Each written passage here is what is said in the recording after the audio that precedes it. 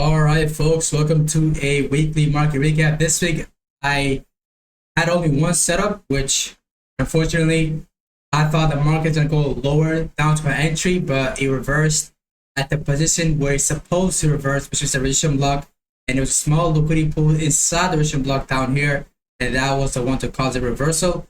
I was literally waiting for it to go down a little bit lower, then I entered, but the market never did that. Eventually, just used a miss trade. Then hit my take profit, although I was in the market during that time. But what happened was during that time is it didn't go down lower, so I thought it was going to go down lower. But there's a lesson out of this that we can extract, which is much more important than at the moment for me than making money. Right now, next time if that happens, we execute, we make it right, we make money, etc., etc. And holy shoot, man, god damn. All right, so we got igloo head. Nah, actually, I got a good type of head, man. But let me see you at nighttime. All right, grown ass fan, by the way. Hold on, let me lock it. So Monday was the only. I think Tuesday was the only day. As I said in my weekly market recap, weekly market forecast last week, that I was looking for the key levels that get tapped, didn't look for reversal, but Monday never tapped the weekly key level. So I was automatically like, okay, I'm gonna still be bullish because Monday didn't tap it. I'm gonna be bullish until the key level gets tapped. After the key level gets tapped, he got tapped on Wednesday. As you guys know, we don't look for reversals on Wednesday, we look for reversals on Thursday and Friday. Right? Otherwise, we don't look for reversals. So okay, Wednesday got tapped, there was an entry. If you were to enter the trade, it would have been stopped out. Eventually, Thursday came around, then it reversed beautifully as predicted. But Thursday never had a setup, Friday never had a setup. But we do have a pending setup. A pending setup meaning next week, if the next weekly candle has to open high, low, close, right? So if it goes open, it makes a high. You could potentially have SMT. We could predetermine SMT with DXY. DXY looks very weak here. You can see how DXY went down all to these lows. So if it does go down lower, because the weekly candle has to open high, low, close, any tutorial that happens above or below the opening price, which if it does go down lower on DXY, it's definitely going to present us low, but on EU, it's probably going to have some sort of SMT. That's what I'm predicting because this is a OTE key level trade. As you guys know, we have four types of entry. Entry number one, provide gap above or below old highs or old lows in a 15-minute time frame or 5-minute time frame on the time frame we're executing at the moment, because time for alignment. Number two is CISD.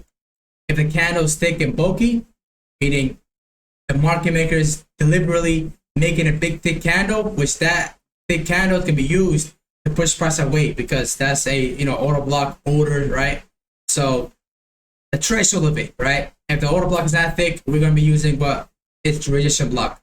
The next entry is same thing, but OTE included. So OTE in the lower time frame and the higher time frame. So the lower time frame is the OTE. All we're gonna do is after we get the confirmation of the OTE, we're going to be entering at the resistance block or a liquidity pool inside the resistance block that closest to the market price. If we don't have that, then we just bypass it. Let's go to the next day. And you can see how my speaking got a little better because we do some sales type shit. All right, so the next thing is the higher time frame OTE key level sub, which is the same thing. We enter at the resistance block because I usually at the higher time frame I want to enter at the 0.86 mark, but the lower time frame told me, okay, even the higher time frame, I don't need to wait till the 0.86 mark to get tapped in order for me to take a trade because it wouldn't get tapped all the time. And as you guys know, anything that happens in the lower time frame happens in the higher time frame as well. So yeah, that's the overall lesson of the week. But let's get straight into it. Monday, it was a ranging candle. As you guys know, we only trade when the market dumps or pumps above an old high or old low on a daily time frame. Otherwise, we do not proceed to take any trade. We just be silenced until the market gives us that specific criteria in a higher time frame. So that's what happened Monday. Nothing happened. We were still looking to go to this weekly key level. Tuesday came around. It was a classic three candle model. Monday ranging, Tuesday manipulation, Wednesday continuation. Wednesday never all that setup because we want to enter on the manipulation. So let's get straight into it, right? On a daily time frame, we had a weekly key level, right? Which is our overall goal, which never got met. So we're still gonna target it until it gets met, or SMT with DXY, not GU. I'm pretty sure there was no SMT with GU at all, but that is what we're looking for. So on a daily time frame, what we had here was pretty simple: a classic three-candle model, accumulation, manipulation, expansion. And I've shared this. I have shared this to the. I've shared this. Let me see if I could get the post of it. So let me just take it actually. So I have the post of it right over here, which is Monday. Monday can either range, and Friday did he leave a CRT and just expand. But if Friday range, Monday can act as a manipulation day. If there is enough liquidity, it can also become an expansion day, because that's why you're gonna see Monday being higher all of the week. But it can usually always a manipulation rather than expansion. But it can also be expansion if Friday manipulates the Thursday candle, right? Or it can present the Friday candle. Leaving behind a classic profile, this is like, you can, in order for you to get that, just go to the Telegram and just watch it yourself. Link in the description down below. So that's how you can get to the Telegram group. But yeah, now on a daily time frame, classic daily candle range, right? Three candle model from Romeo himself. Shout out to him. Shout out to the brother, right? So lower time frame, what we had here on Tuesday, we had a New York profile 1 accumulation, 5 AM manipulation, 9 AM expansion. So 1 AM accumulated, 5 AM manipulated, 9 AM expanded, right? Classic candle, again, a lower time frame. Anything that happens in a higher time frame happens in the lower time frame, right? And I think this haircut gave me a boost of confidence, eh? I might be on to something. All right, so fractal. Now a lower time frame with our bullish order flow, because that high that broke the low. It's also this high that broke this low. So this overall, after closing above this high, we had a bullish order flow. Eventually looking for a down below old low, then eventually long it up, right? So we're looking for a false market shift to the upside, to the downside. I mean, so this right here was a false market shift to the downside. Eventually, that false market shift leads into a explosive price movement, because this is where a lot of liquidity are being performed, which is causing the market to explode, because a lot of traders are shorting, right? When you're not supposed to be shorting, right? So pattern traders are shorting, they're getting wrecked. And eventually, they went to our designated area, and eventually there's a reverse. See, this is very easy. It's nothing complicated. This saves a lot of time as well, rather than just staying in a market for 4 hours straight every single day and having those those dark things under your eye, bro. Those make you look bad. You know what I'm saying? That's why I'm wearing this. I don't even know. Damn! I gotta put it back on.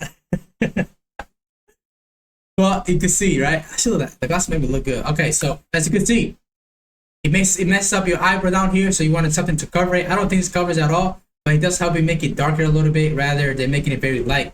This is not that. If I look at it here, it's very light. If I look at this, it's not as light as it's supposed to be.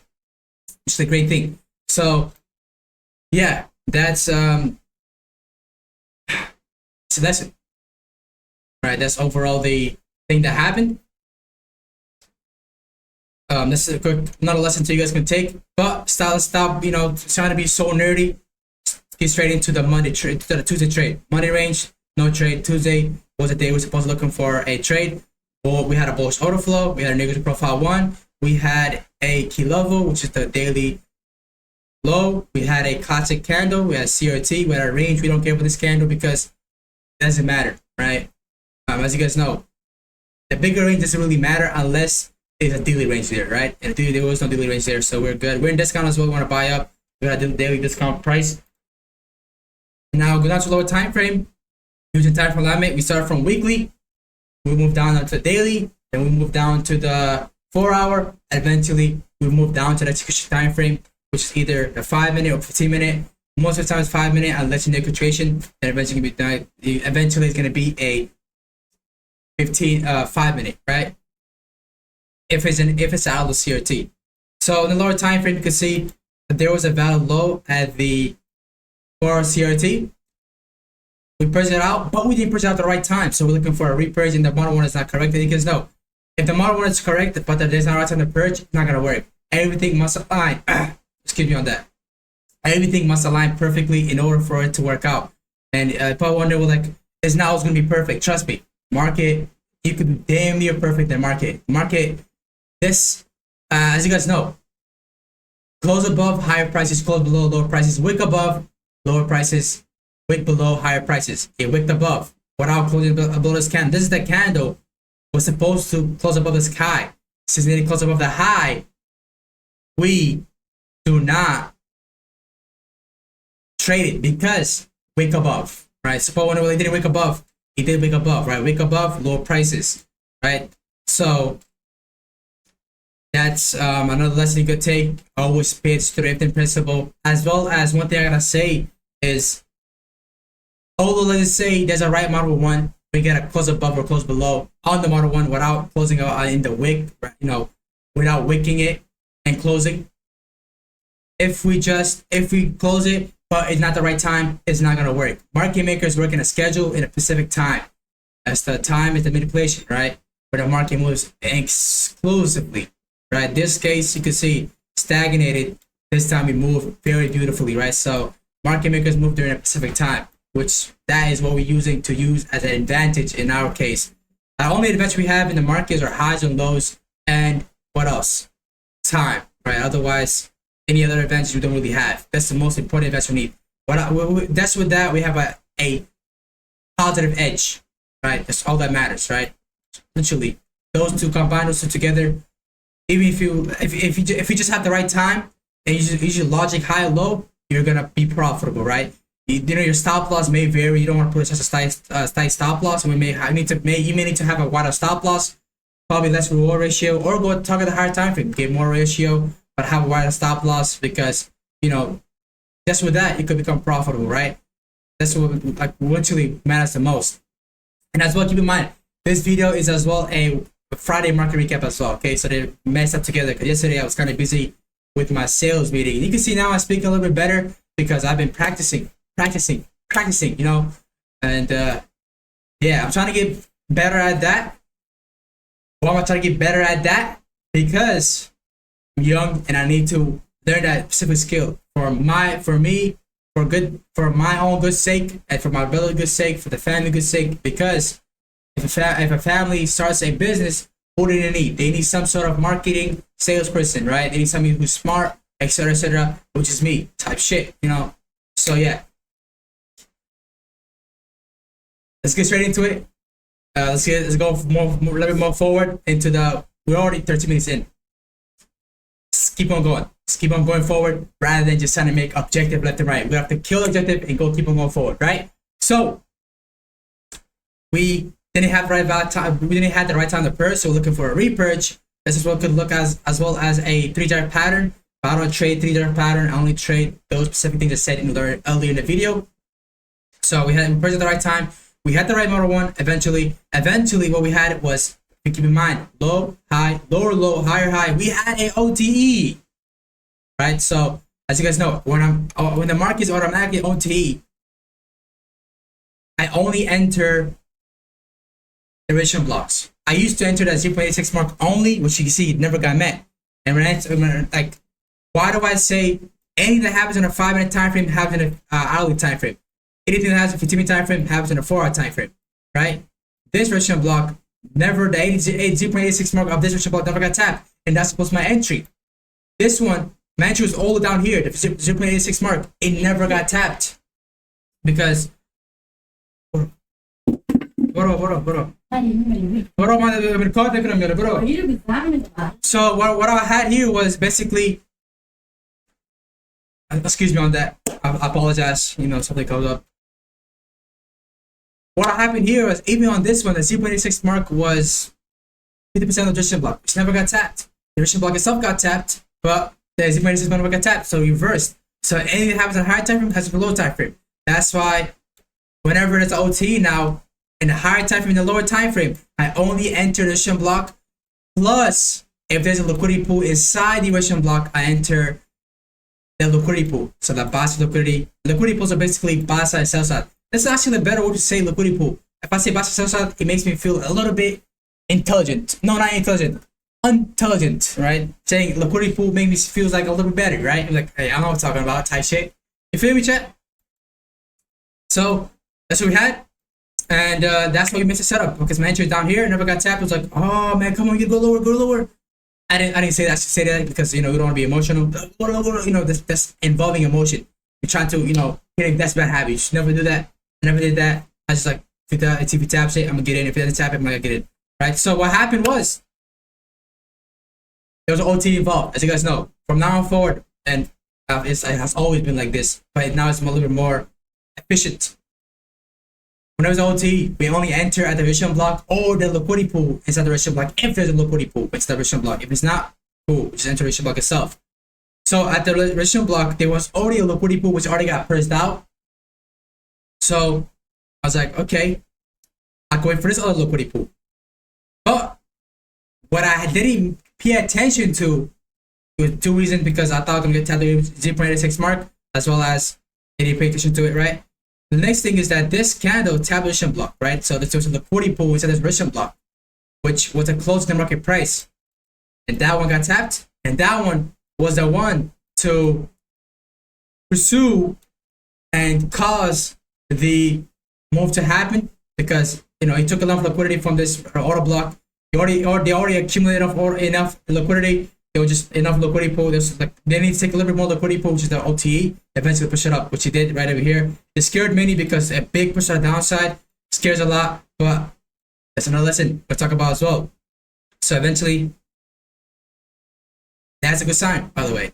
So when that happens, boom, market moves up higher, right? Eventually, after swooping out that liquidity pool inside the registration block, then it went to our designated take profit, which took a day. As you guys know, we're shipping traders. Our trade can take 3, 4, 6, 8 days, right? Not just a day. So, yeah, that's the market. That's the first lesson. That's the first trade we had of the week. My entry was here, never got tapped, and yeah, it just went away. Hit out take profit, etc., etc. We missed it, right? I did.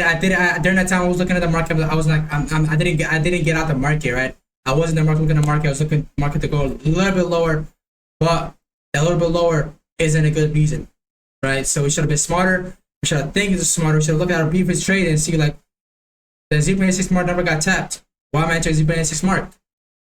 If the higher time doesn't do it, what makes you think the lower time is gonna do it, right? Is the market is fractal. So I was like, okay, good lesson, good lesson. Sometimes it may tap it, but guess what? It's very rare. And they're very rare. It's gonna make you miss a lot of setups. A lot of good setups, a 10-hour setup, 11-hour setups, right? Nobody wants to miss that, right? I don't want to miss it, and I did. But guess what? We learned a lesson. I'd rather, like, this right here now save me more money, right? Save maybe more money, saving more money, as well as then make miss, because next time it happens, I'm not gonna miss it, right? Simple as that. So that's number one of this Tuesday trade. Tuesday miss trade lesson is, whenever it's the OT, I always enter the registration block. If there's a liquidity pool inside the registration block, I enter the liquidity pool inside the registration block, the one that's closest to the market price. And yeah, that's the first lesson. If there's no liquidity pool, I enter at the registration block itself. The next lesson is, the only time I use the registration block, the only time I use the threshold of the model 1 is when the candle is thick like this. The candle thick, in this case, I would use the threshold of the entry at first, but to the OT, we change it up, right? To enter the registration block, and it's a liquidity pool inside the registration block if there is in this case there was. So that's what happened. The next lesson is, the more speed my key level / my entry / my key level / my CRT gets tapped, the more interested I get, because that means market makers are in control. When market makers are in control, market is moving, right? In this case, and the market is, market was. Do you really think the market maker, they're like a human like us? Do you really think they will participate in this shitty ass move? No, right? If you long this up, Right, let's just say you long it up, right? Let's just say you long it up from this soup. You get fucking stopped out. Shut it down. You get stopped out, right? Regardless what you do, you can get stopped out, right? Because market makers are like us, right? They're very smart and intelligent. The only time they get in a market is when the market is moving, right? And when it's moving, it's speedy, right? I would rather let the market. I would rather prefer a trade and actually take that trade. Rather, I would take a trade. This is how I grade my setups. I would grade a setup that has a speed into my key level, sets my entry, etc., rather than it slowly drag it to my entry. If it slowly drags an entry, that means there's low volume. The market makers are not in control. They are in control, but they not just want to move right now. They're retail's playing around, which I don't want to involve in. I only want to go to market makers. Without the market makers, I do not want to move. Right? So that's the lesson. Right? The more speed a key level gets tapped, the more interested I get. Because if a candle drags it, what? The market is not in control. It's only retails. It's low volume. When it's a high volume market, it's moving. It's speedy. When the market makers are in control, it's moving. It's speedy. Market makers are in control, right? Market was speedy, right? Speedy, right? You can see how speedy was, right? You can see how fast the market moved out of nowhere, right? If I were to be a retailer, what the fuck? How did he move that much, right? So this is why it's so important for us to think as a market maker, act as a market maker, because market maker realistically will fuck with your emotion, because in the market, like the market, I'm not trying to sound like a fucking weird ass guy. The market makers are just like us, right? They know, but they're just a little bit smarter than some of us, right? They're not smarter than me. They just think a little bit better, right? They know, okay, humans have emotions, so we can use that against them, which in trading, that's what they use against you. In my sales business, when I make my sales, what do I use? Emotions. Heavily, and like 80% of my emotion, 80% of my sale require emotions. Require to get into the person emotion, right? Let's just say Peter, right? Let's see Peter or whatever. Hey Peter, what keeps you so motivated for looking for a life insurance? You're probably gonna answer like, I'm getting a little bit old. I want to save. Let's just say, I just want to keep my family safe. I want to, give a gift to my family if I pass away. Which the business I do is basically life insurance. I do final expenses, right? Peter, right? What keeps you so motivated for looking for a final expense? Because you're gonna answer, I don't want my kids to get charged $10,000-$15,000, right? I'd rather get a coverage and not get paid, and actually not pay $15,000, or my kids pay $15,000 when they're not even responsible, when they're not even mature enough, or they're not in the stage where they can handle giving that much money, right? So be like, yeah, I'm gonna do that, but okay. The first, you're not gonna answer like, yeah, my kids, right? But sometimes they may say, but like, okay, like, all right, then eventually, what we're gonna say, all we're gonna have to do will be like, okay, why don't you already have a coverage? Why don't you already have a life insurance? You'd be like, I'm looking around, I'm trying to find the best fit. I'm like, okay. Eventually, find the nice part.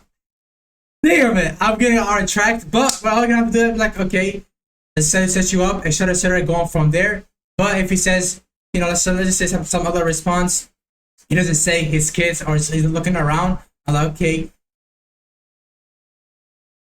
Miss Peter or Mr. Peter, if you're not covered, and let's just say, God forbid, you pass away tomorrow, who is going to be responsible for your final expense? Who's going to be responsible to pay $15,000 straight up?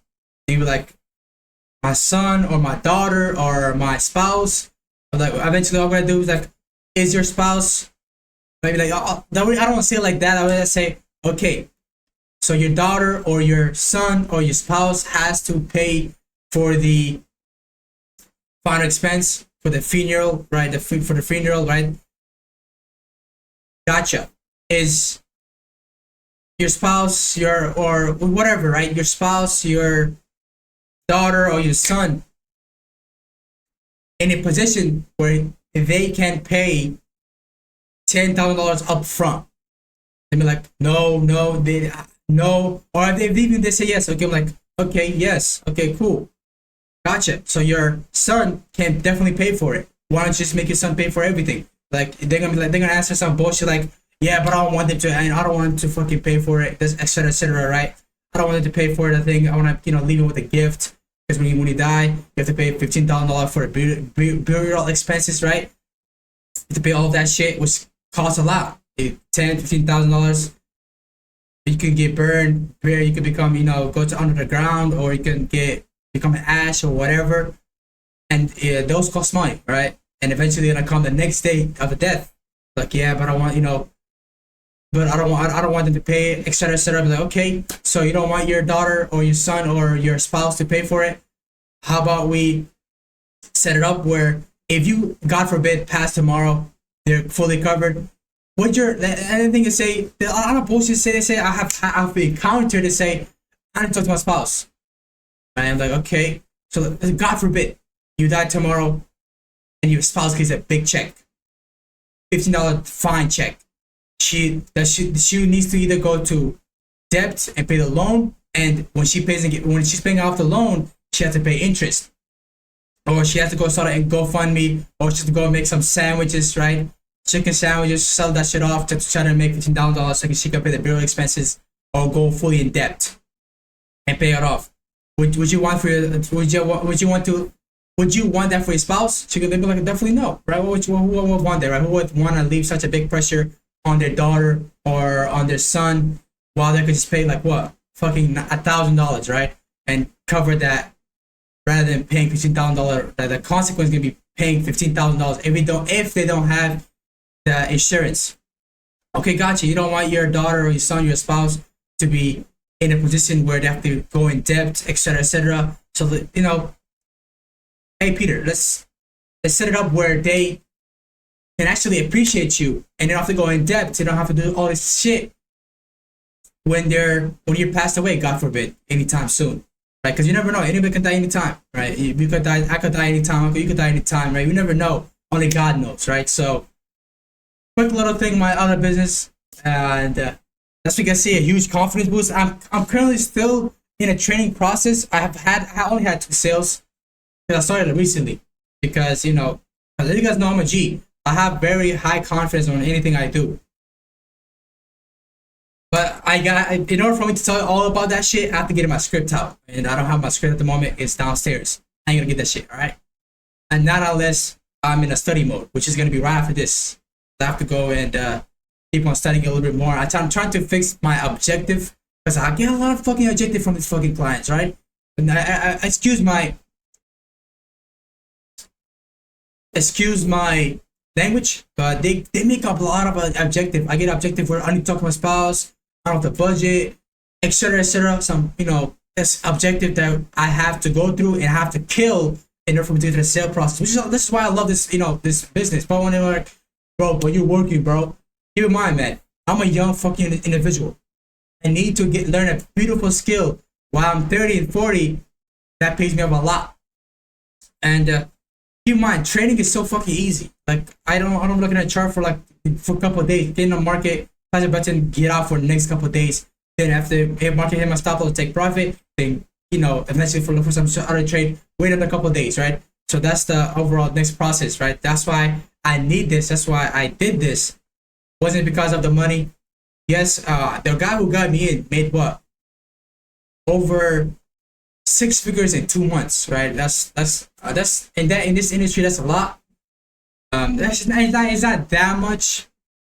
Because I have my other friend who did this for a very long time. Who's made much more than high 6 figures, right? And the yearly basis, I think I already made over $1 million, right? And keep in mind, these guys are very high level, and they showed me their own script. And not the guy who made a lot of money, because who would the fuck want to do that, right? You have to pay him a lot. I don't have to pay him because we bros, but everybody had the same script. It's just about the person, right? Are you shy? Are you this? Are you that? Are you that? Whatever, right? That's what kills it, right? So the script is easy, right? Talk about the why, what keeps you so motivated, looking for a burial life insurance, go down to the pain and close the fucking deal. And eventually during the pain and closing, there's gonna be a lot of objectives that you gotta kill in order for you to get a sale. Present them the whatever life insurance shit, then set it off, right? And yeah, simple as that. Nothing too complicated. That's why I like it, because it's more of a remote. I was gonna do a real estate agent, but I was like, there's no sales involved. I just gotta shut the fucking house. I have to move around too much. I ain't do that shit, right? And a good friend of mine who does life insurance, which I'm currently in his company right now. Cool for him. Thank you for the opportunity for that guy. If you're watching this video, he's probably not watching this video, but shout out to him, right? But this is what a good thing about having connections. Another lesson: have connections. But let's get straight into the next day. Wednesday market at 5 a.m. Market never offered a setup at lower time frame. LCRT. I ain't taking that shit. Market never offered a setup. And Wednesday, the take ever kill gets set on Wednesday. We're not looking for anything. We're just gonna wait for the next day. So Thursday came around. We had a daily CRT. The daily CRT got purged. Eventually gonna look to trade at 5 a.m. or we can just let it move if it offers the right model one, etc., and if it supported by New York OT. In this case, the London session, the model one is not correctly, and the OT was there, but I'm not gonna take it because the model one is not correct. So eventually, what happened was Friday, the next candle came around, the 5 a.m. came around, 5 a.m. closed, the 9 a.m. came around, and market never gave it a setup here. 9 a.m. came around right here. It never purchased those highs. It just went down lower. Eventually fully reversed and went down even lower from there. But on Wednesday, right at 13 o'clock, at 17 o'clock candle, I was looking to enter this OT higher time kilo entry. My entry was, initially it was just a division block, but there was a liquidity pool inside the division block, which is this high, this candle, as you guys know. In the division block, whenever there's liquidity pool inside the division block, it's gonna get purchased. If this candle was the one to make a higher high than this candle, there would be no liquidity pool. In this case, there was a liquidity pool. So I have my initial entry here, but it's supposed to be here. So that's another lesson we'll talk about. But we had an OT here, high, low, higher, high, lower, low. Get that OT entry there, which never got tapped. Eventually, that's what happened. So yeah, I think I'm looking to take this trade the next week. So the lesson of Thursday is very simple. When he had any setup on Thursday, no, that was on Friday. I mean, but at the time I was looking for a setup to get tapped. It was on Thursday. On Friday, what happened was the market did give us a setup, but setup first of all didn't have the right time. Second of all, not the right model one. So we did not take it. So on Friday we first had an Alice CRT, but the Alice CRT when it closed, it didn't tap the 0.50% of the OTE. It didn't tap the 0.50% of the OTE, as well as that's the whole reason we don't enter the trade without it tapping the OTE 0.50% mark to 0.86 mark. Otherwise, we don't enter the trade. So this 8 a.m. candle close, never tapped. I was like, if the market goes up higher, now I can be involved with 4 CRT, hard to high power. So I was like, okay, look at the 4 CRT rather than the Alice CRT. So in the forward time for the valid high, we tap a 0.50% market relation block, but the market never gave it a setup. People wondering like, what about this? That never got tapped, by the way. The time it got created was right, because we could trade until 12, but the model was not correct, so we did not take the trade. I was like, okay, I'm done for the day. I'll come back next day and go on from there. So that's the lesson on Friday. The lesson on Friday is very important. Did I mark the OT out? I said did I mark out the OT? I didn't forget to mark the OT. The lesson number one is going to be after I did the hard time frame analysis and lower time frame. The first thing I'm looking for is if it's a new quotation and if there's a OTE. It's the most important priority. The second priority is we only trade when the market taps 50% mark to 0.86 mark of the OTE. You have to tap it. It can't just go a little bit below it. You have to tap it, right? And that's the lesson on Friday. And next week, I'm looking to enter this resistance block on this liquidity pool. I'm looking to enter this resistance block entry, the liquidity pool resistance block entry, because this candle's open, high, low, close.